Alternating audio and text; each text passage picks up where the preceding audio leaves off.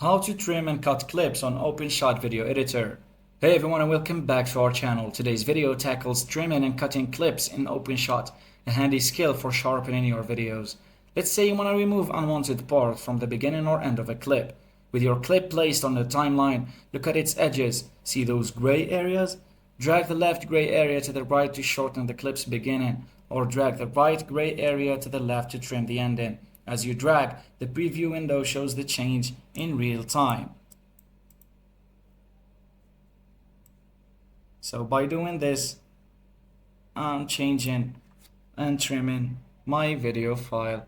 For a more precise cut at a specific point within the clip, OpenShot offers the razor blade tool. Look for the razor blade icon in the toolbar on the clip itself. Simply place the playhead, the red line, at the exact point where you want to make the cut, and then click the razor blade icon, and then split your clip into two separate clips on the timeline.